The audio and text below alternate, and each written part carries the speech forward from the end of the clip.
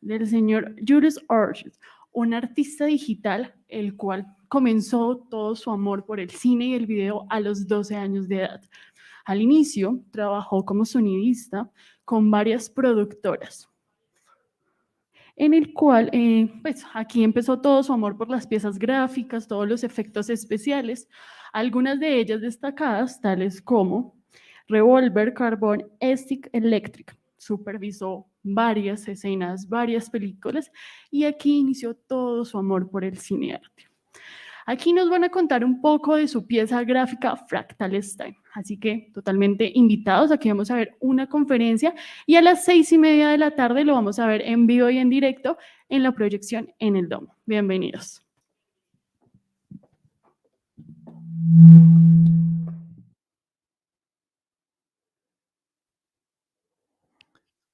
Shall I start? Then I do not hear anything. Yeah. Okay. Thank you very much for having me, guys. At all the way. I wish I was there in person, but unfortunately, we can also do this remotely. So this is all great.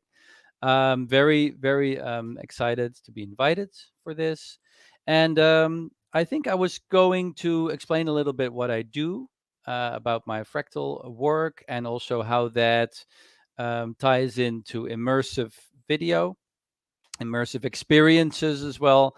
Why fractals are very important to immersive experiences. And because perhaps not everyone is familiar with the concept of fractals, or maybe you are familiar with it, but you haven't seen it in practice, and you sort of not familiar with the almost otherworldly kind of worlds that you can create with fractals and you can explore with fractals. Um, I thought it was fun to talk a little bit about fractals, like we're looking at architecture. So I call this talk Fractal Architecture, because we will be looking at some like almost like architectural details of fractals, and we can maybe name them, and we can sort of familiarize ourselves a little bit with the world of fractals. And I will now share my screen. I do believe that when I do that, you will not be seeing me, but I'll still be here, and obviously I'll be talking. So let's see if that actually works. I have to do this and then share entire screen. Here we go. And I hope that all is in order. So fractal architecture, like I said, I want to take this a little bit, like you see an example here already of a fractal sort of temple. And this is like one of the many things that you can encounter when you explore fractals. And this whole tour, this sort of architectural tour, which is going to be very short, that I mentioned, is a little bit like walking through a city like maybe Barcelona and looking at architecture and then sort of naming specific things that Gaudi would have put in his architecture, or other architects. And so just indulge me and just see a little bit as like that. And then later we will get to the immersive part as well. Yeah, I have a show reel, but I don't think it will play well through through online. So you can obviously see this online as well. But I wanted to maybe share a little bit about my history first with you. I have a history in film. I was working on like after high school, I was working on film sets, and I think maybe in the introduction it was already said a little bit. And from film sets, I started working on visual effects and 3D animation for visual effects for many films. But I had always had this sort of passion that I wanted to direct my own film in a way.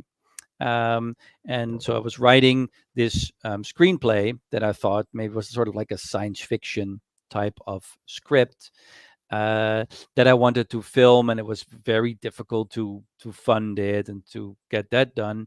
But there was one specific scene that I had written where this girl sort of wakes up, and she's actually a computer program, but she doesn't know it. And she wakes up in this sort of like psychedelic, weird looking construct space. And I was looking for visuals to create that, and then I found fractals. I found this piece of software called Mandelbulb 3D. This was back in, I think, 2011, 2012, something like that. And I got extremely fascinated by it. I sort of wanted to do sort of a pilot, and I started sort of exploring what the possibilities of this software were, and they were extremely promising for me. And of course, I had knowledge of rendering and of computer graphics and of how to make also the narrative part of it, how to get computer graphics and to sort of create something that people will recognize as sort of as a narrative or just a flow. Um, so that was my first exploration into Mandelbrot 3D, and that was in 2014 or 2013, December 2013. I made my first fractal video that I published on Vimeo. Um, and from there on, it was just it was so exciting to sort of explore that fractal space that I never really looked back um, to that film script that I maybe one day will produce. Who knows? So this is a fractal. This is a typical example of a fractal, and there's many things that we can talk about. And I think maybe some of those things are a little bit outside of the scope of what we're talking about here. But I think there are some interesting things that um, that we should touch on. The first thing is that it's all created by a formula. So there's this mathematical formula that creates this. When you run it through a computer, when the computer calculates the formula, you create um, this almost infinite complex looking object. And one of the things of the fractal is that if you zoom into it, you will never stop getting more detail. And there is a relation between the small, like if you zoom in, like the small part of it, and the larger whole, and they are similar. So it's something called self-similarity. It's a technical term. You don't really need to know, but it's a fascinating thing, of course, of fractals. So, excuse me one second. So the colors and stuff is a completely different matter, but the shapes I think is important. Is completely derived from mathematics.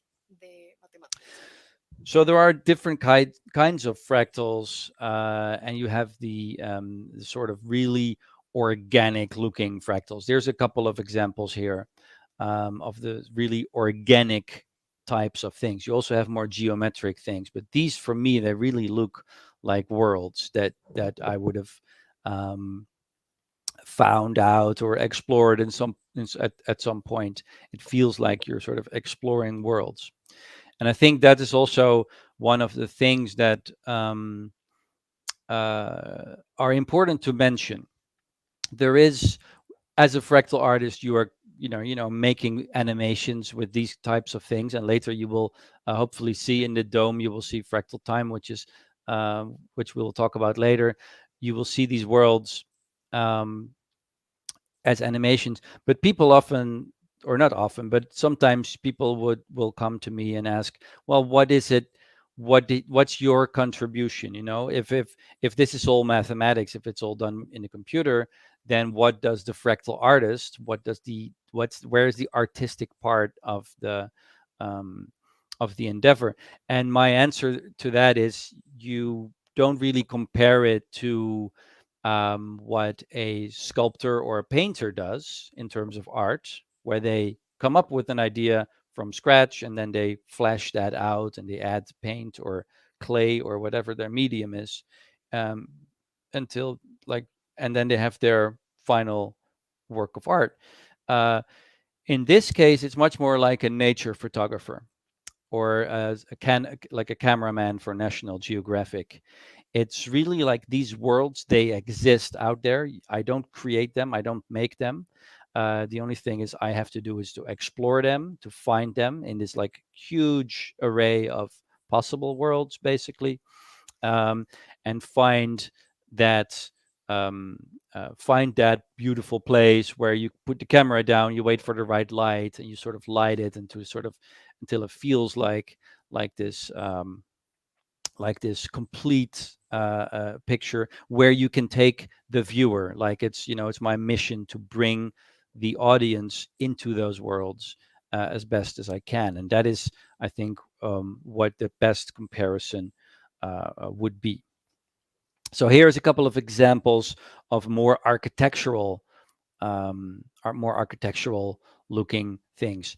So again, and this is to me one of the most crazy parts of what I do, is that those buildings that you see there, like on the right, on the right bottom corner, for instance, those weird towers, and then there's this sort of on the right top, there is this something that looks maybe like a theater, and these are places that I didn't come up with them, and I was playing around with formulas, mixing formulas, and suddenly you see these places, and that is really the sort of the that's what keeps this whole thing as an being interesting. I also really invite you to, when you see a fractal film, maybe later today, fractal time, um, try to really sort of appreciate that fact that these are found objects instead of designed objects.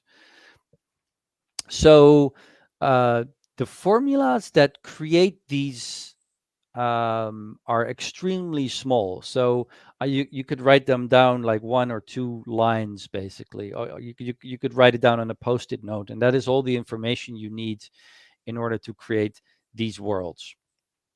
So that is, to me, really quite crazy.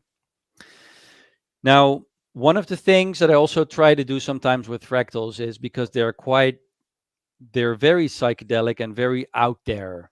They can look like anything, and they can have like very strange colors. But I always try to put those colors down a little bit to something, not always, but just so it looks like something that we know. So maybe in this case, I actually put a real sky behind it, and I put some trees in front of it. Those trees are not fractal, actually, Los plátanos son fractales, de hecho. even though trees are also actually a great example of a Es fractal in un claro nature, ejemplo which de la maybe we should naturaleza also fractal. talk about a little bit. Y hablaremos un poco de eso. Um, but in this case, En those este trees help sell it a little bit and sort of estamos tell you a utilizando little bit the size and the scale of the la object. escala de Now, I mentioned before that these I mix these formulas. So we have these formulas, and uh, um, in order to sort of create interesting structures, you have to take a couple of formulas. So Mandelbulb 3D has 6 different slots. I'm getting some feedback here through. Okay. Mandelbulb 3D has 6 different slots, and you can put a different formula in each of these slots. In these formulas, you have a lot of the formulas. They have really weird names. We'll go over a couple in a minute. And in order to sort of create interesting shapes, you always use a combination of different formulas. So I might use a formula called Amazing Box, and I might pair it with something called reciprocal, very technical names. And then together they will create a sort of interesting object. Now, this picture you see here is an exception to that. So this picture is everything is only one formula, except the planet in the background, which is it's a composite. The entire thing, including the towers and including the sort of the rails and all the little things you see, it's all a single formula, which I thought was really rather, again, sort of, it impressed me, sort of as mind-blowing. Imagine the formula is just like one little line of code, and that contains all the information that you need to create this specific world. Now, I made a film with this. It's called Fractal, and it's online. I'm not going to play it now, but it's a short film that you can see online. And actually, the composer of that of the music to that film is called David Levy, and he also composed the music for my Full Dome film, Fractal Time. So there's a similarity there. Oh, sorry, here we get some of those credits for the Fractal film. Okay, so like I said, I wanted to sort of do this a little bit like this sort of architectural tour. Like we are going through some fractal landscapes, and we're going to look at some clips of animations, and I'm going to talk over them. And we're going to look at a couple of different ones that I think are interesting. And the names are not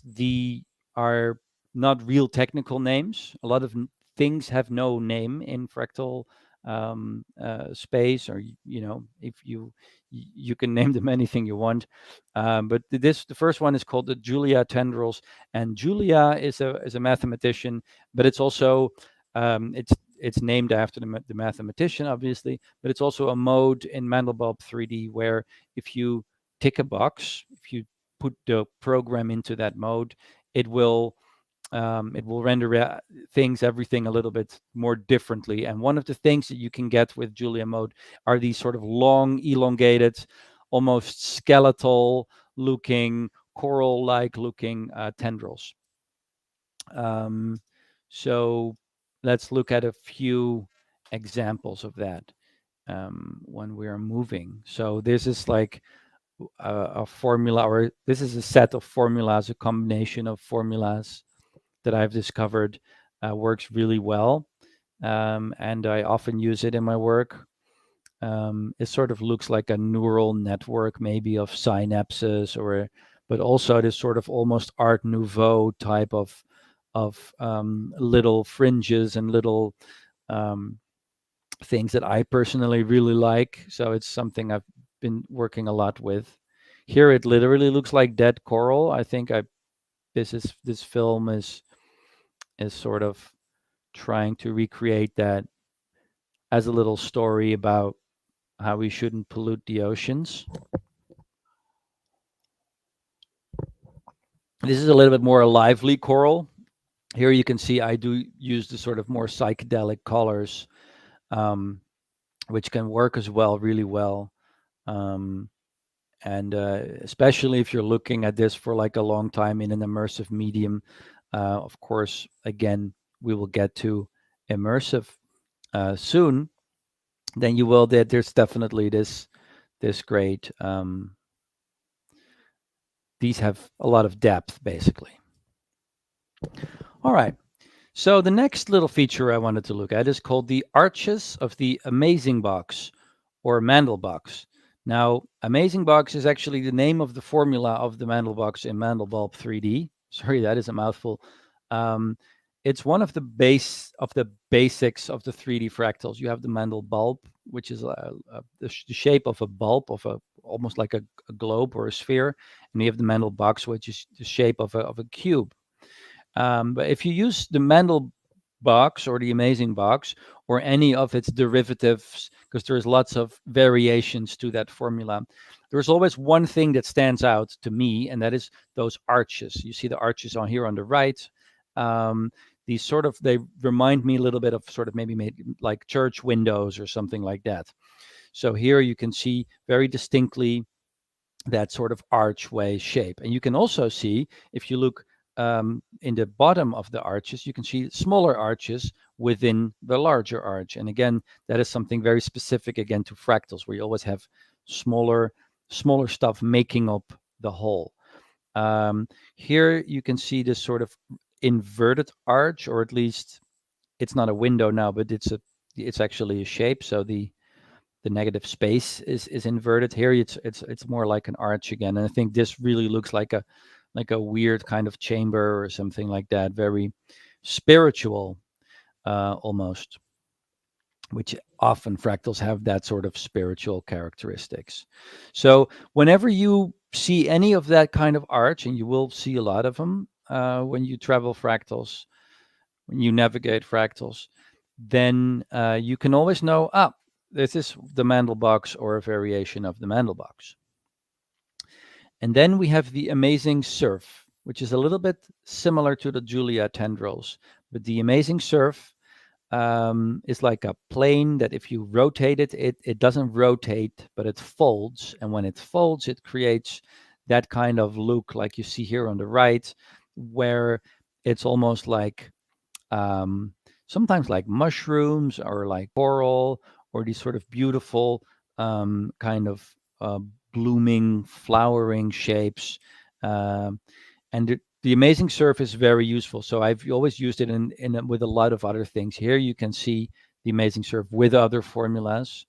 This is probably not the best example of the Amazing Surf, but this is still one. And you can also see that sort of nested, like bigger shapes and smaller shapes, like the letter V kind of thing. So here you can also see the versatility of the Amazing Surf, and it's one of the most useful formulas in Mandelbrot 3D. And here you can also see that this is the sort of the fractal zoom. So just see how deep you can zoom in, and each branch has more branching, has more branching, has more branching, has more branching, etc. You could do this infinitely in theory. Of course, in practice, you need a lot of computing power to actually calculate that. Sphere inversion is a little bit of a weird one, but a lot of times you have these sort of spherical objects in the fractals. Here you can see like a sphere, and then on the right you can see these spheres, but the sphere has like a smaller sphere on top and has a smaller sphere on top. And the sphere inversion does something weird where it sort of reflects its environment, but not like a mirror, but more like a sphere. But it doesn't reflect the light. It doesn't like a mirror would reflect the light, but the sphere reflects the environment itself, only it sort of folds it into it. I don't know how to explain this, and I'm not even sure if this comes out of translation. But let's have a look at a few examples. What happens when you move that sphere through the environment, you get these really strange, this kind of motion. It's almost like something's opening up, or it's like it's sort of creeping in, and everything is moving in a weird way. But what's actually happening is it's just this invisible sphere, which is folding the environment sort of, but now not in Euclidean space, but in spherical space. I'm not a mathematician, so I don't know if I'm saying this right, but just exploring these types of things and discovering them, when that sphere sort of sinks in there and it makes this motion, is it will never stop fascinating me, I think. Here's another example. I should maybe say this shot, the floor is not part of the fractal. It's just a floor. Yeah, so that concludes the little architectural tour. As I had it, we can talk a little bit more about geometric and organic fractals. You can sort of see the difference here on the screen. On the left, you have the geometric. It looks much more geometric, and it looks like maybe it's a building or a temple or a futuristic space station. And on the right, it looks like maybe it's an alien flower or something like that. And it's not specifically that there are different formulas or that there are different categories, but it's more like a different look. And it's super interesting to play with both those things.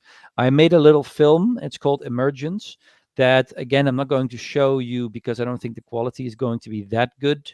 I can't tell, of course, how well the streaming is, but you can always see it some other time. And I think it's online. It's called Emergence, and it explores that difference between the geometric and the organic. Hey, I think we should talk a little bit about immersive art and why fractals specifically are so powerful in immersive mediums. And there is a couple, of course, that I've done, and you are obviously going to see, hopefully, Fractal Time in the Dome, which is maybe one of my favorite, or if not the favorite, of the immersive mediums. But of course, I would be a little bit missing if I didn't mention at least my exhibition called Geometric Properties, which has been running in ARTECHOUSE, New York City, for the better part of this year.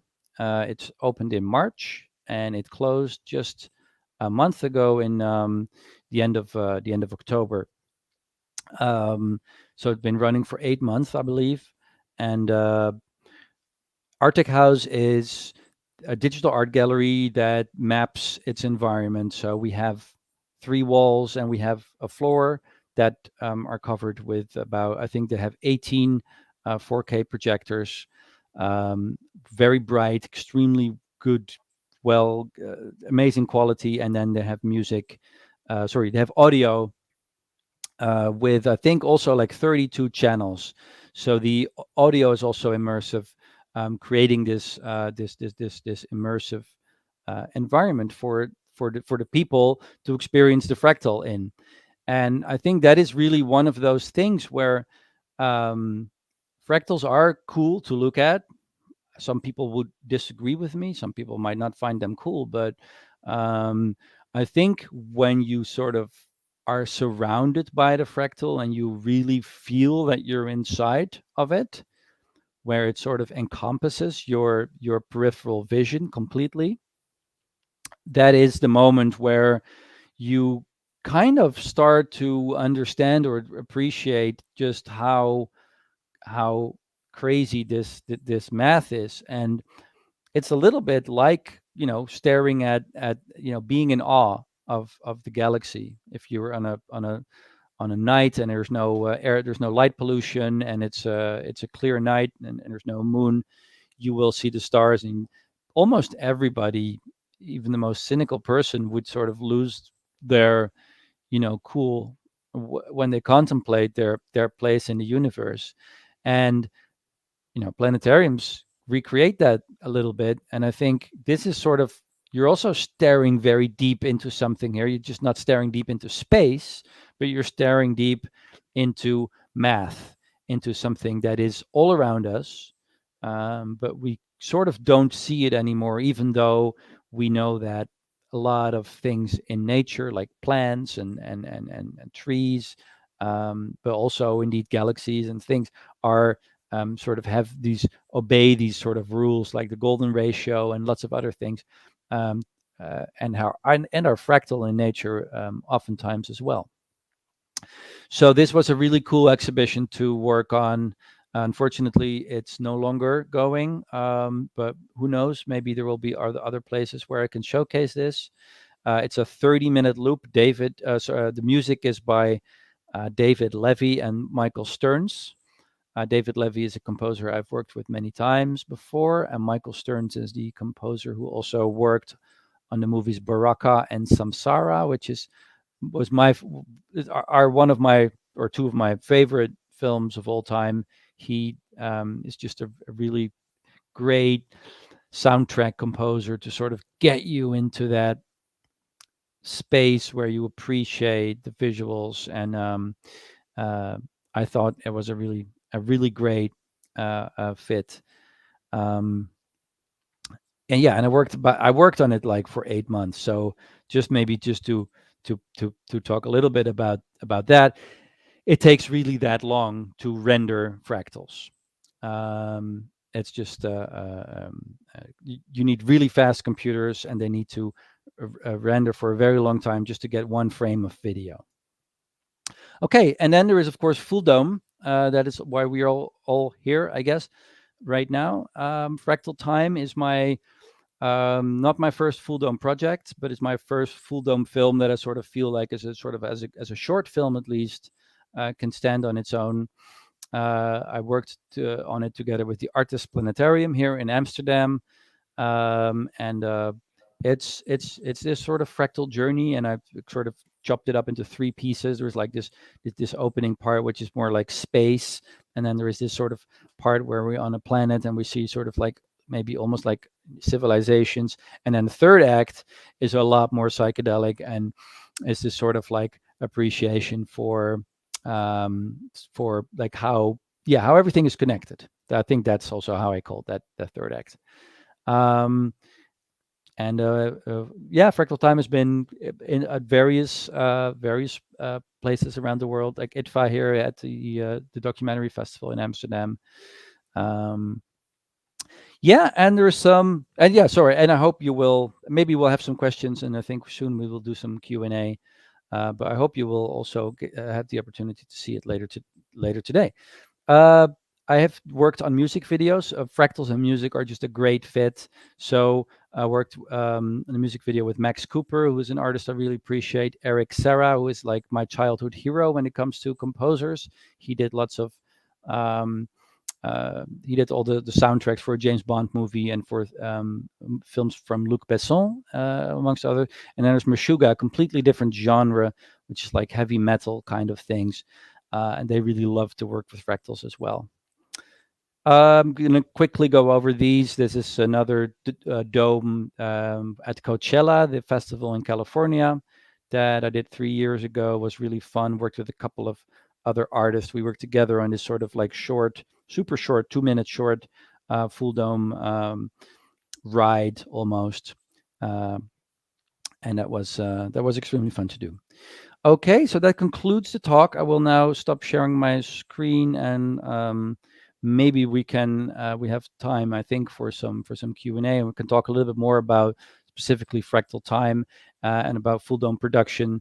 That might be interesting. And of course, you can follow me on the socials. Let's see if I can get back here.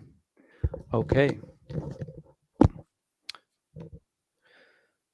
So maybe if there are any questions, will I hear them here? Will I see them? Let me know.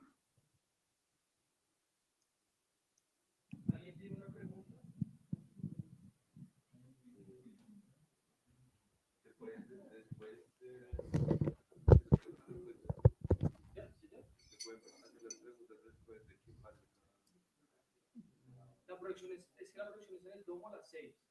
Ah, sí. Si quieres.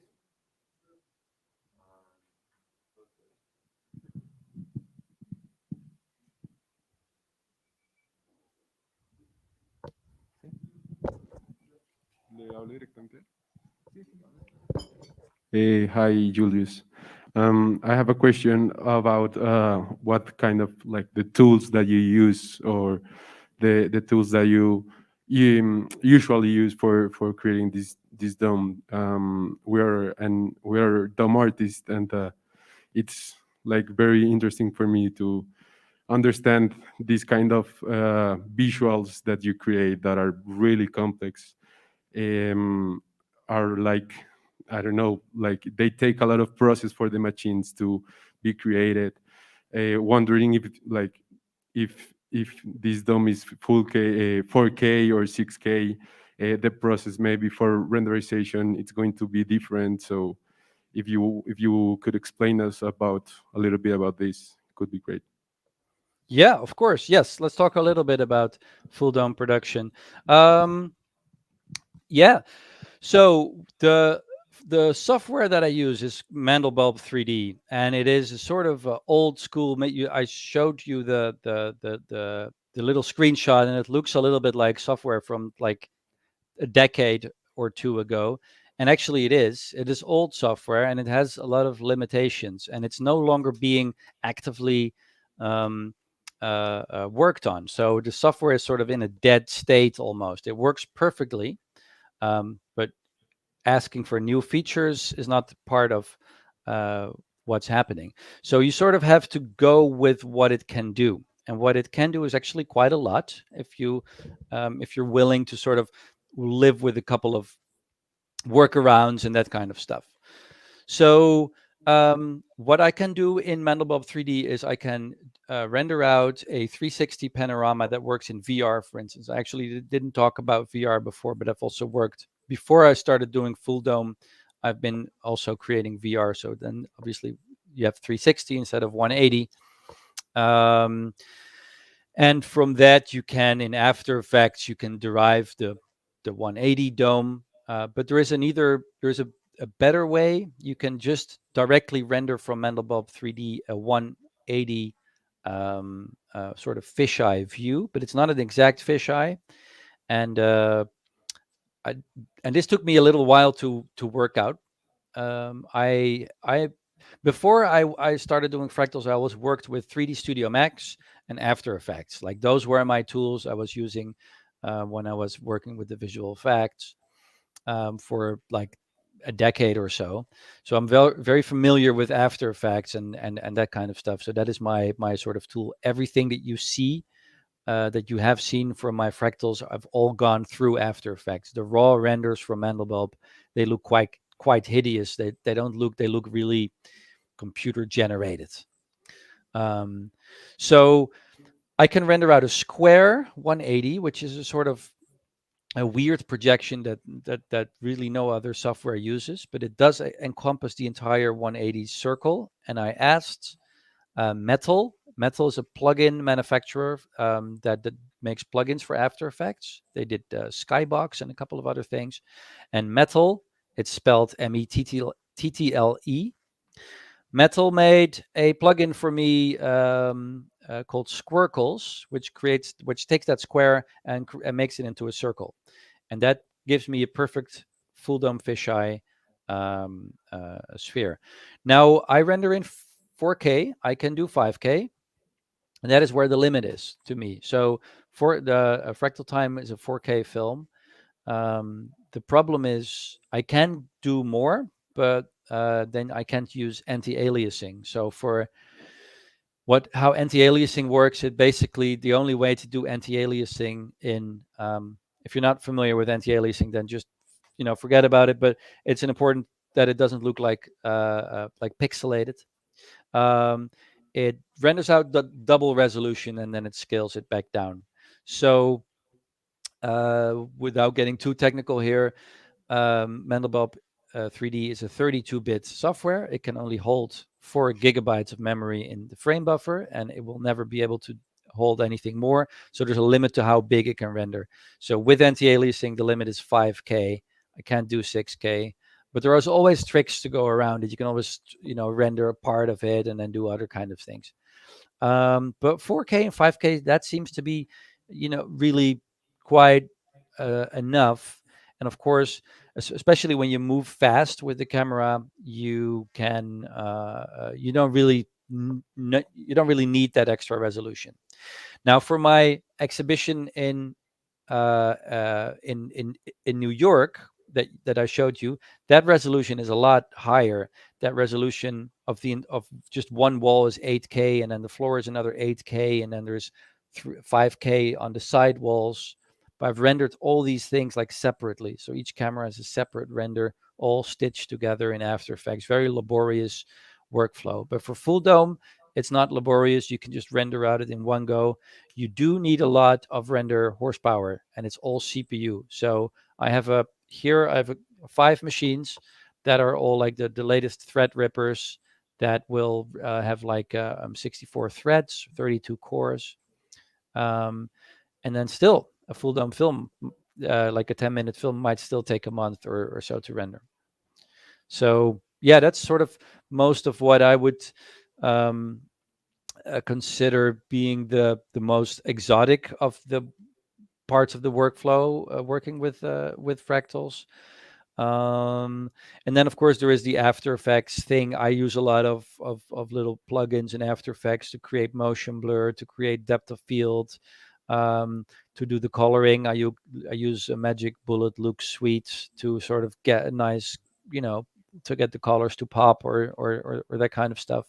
I think those things are very important, and that, frankly, I might spend more time in After Effects than I might actually in Mandelbulb 3D, because it's not really. I mean, when you found the right fractal, it's just a matter of rendering and waiting a lot for the render. And while you're waiting for the render, you can do you can start already with the post process. of the frames that you already have. So yeah, that was that question. Thank you. ¿Alguno desea hacer una pregunta en español?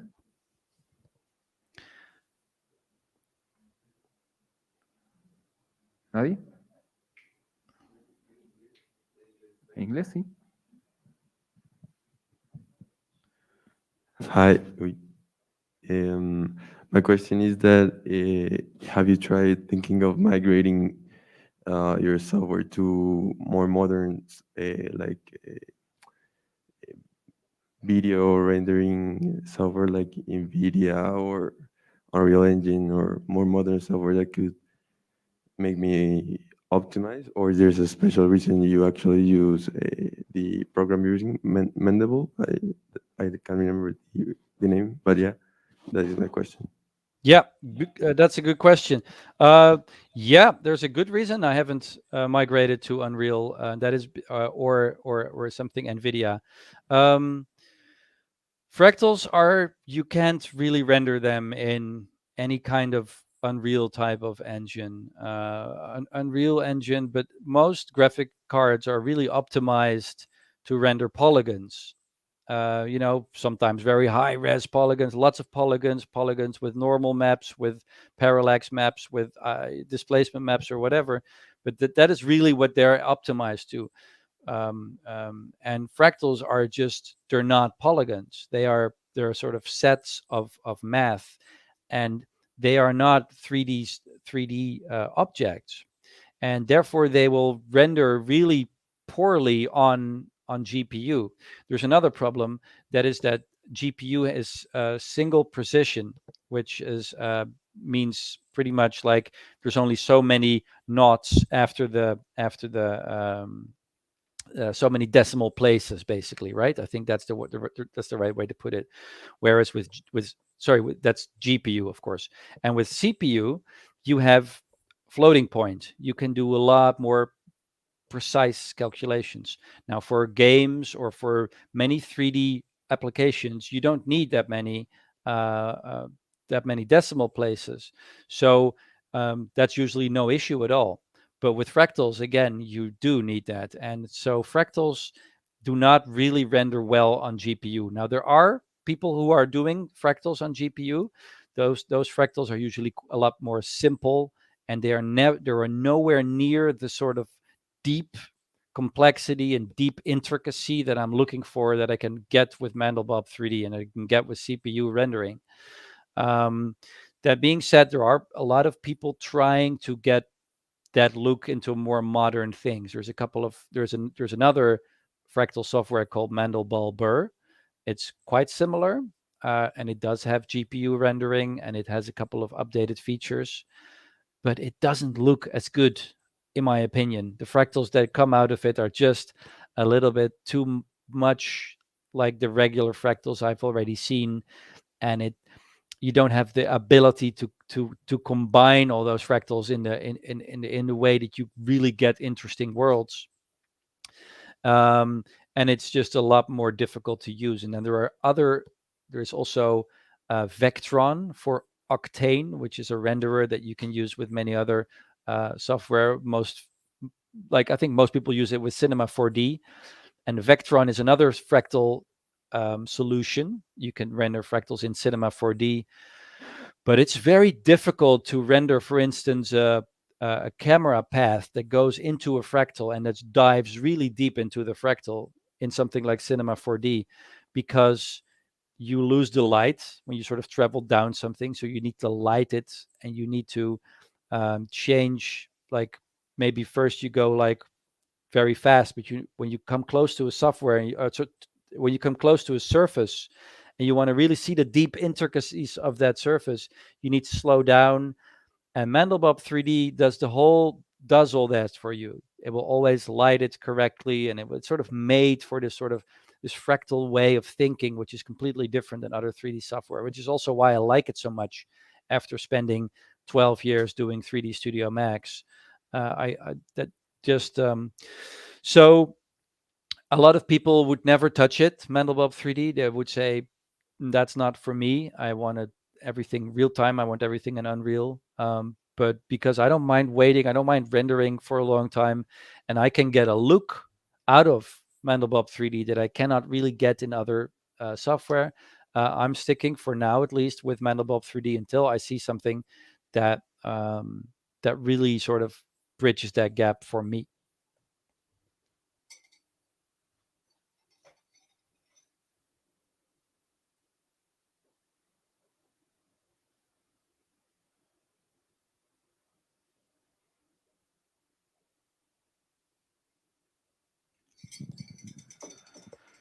¿Alguna persona tiene alguna pregunta de pronto? ¿Sí?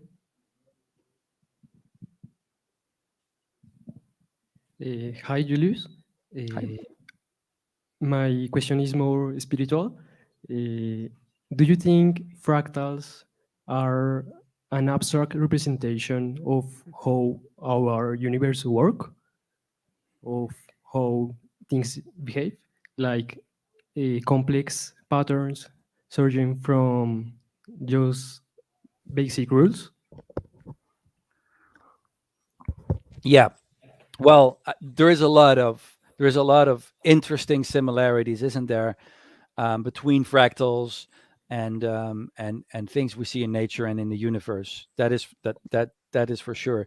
Do I think that fractals are an abstract representation?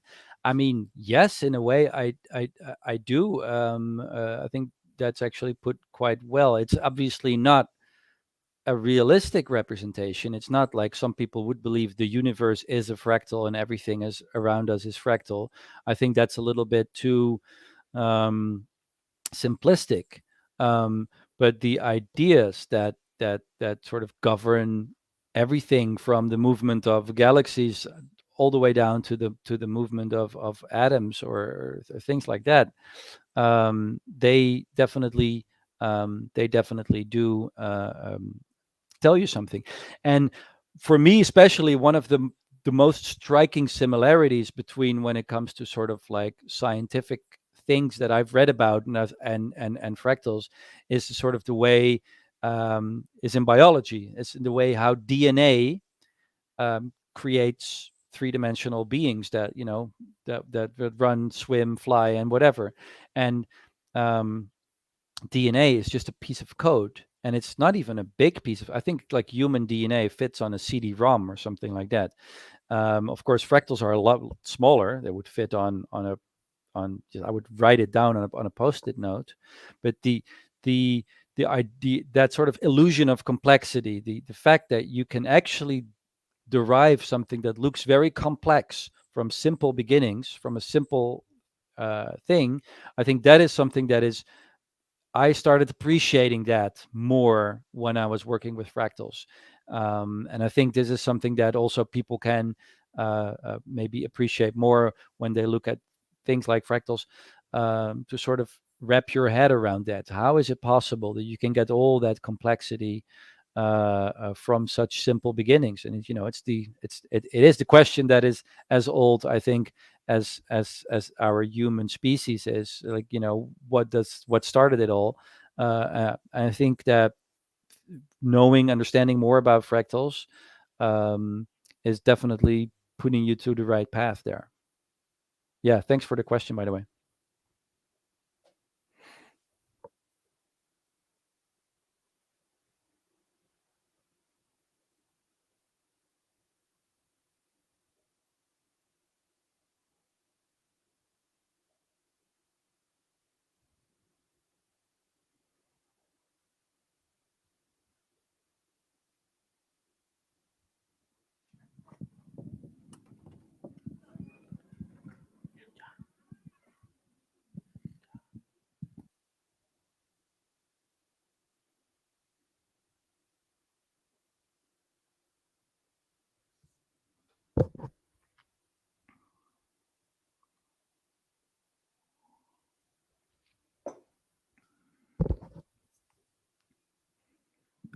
Thank you, Julius. We're having one last question.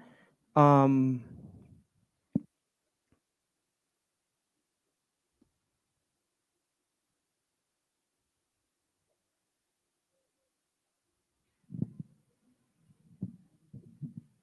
Oh, hi. Hi, Julius. It's me again. My question is that if you think if you had more raw CPU power, you could dive deeper, maybe make things bigger, I don't know, wilder, more interesting, or maybe something you would like to even dive more into. And if that's the case, have you think about cloud computing to take advantage of the internet to even to power the software? Yeah, that's my question.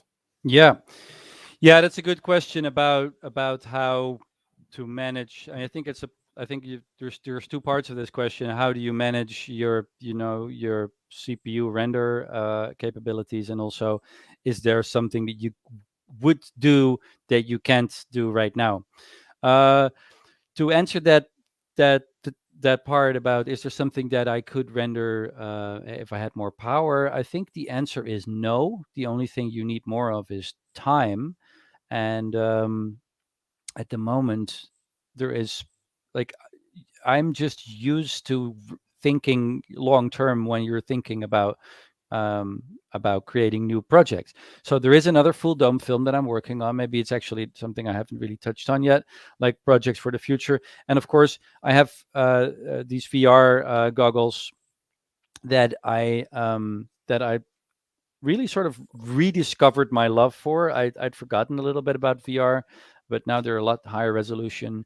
Um, and also, I'm sort of doing more stereoscopic fractals now. So you're rendering with actually rendering 180 stereo. So left eye, right eye, some fractals. And this is and it's 4K per eye. So it's like the dome, but it's like two domes.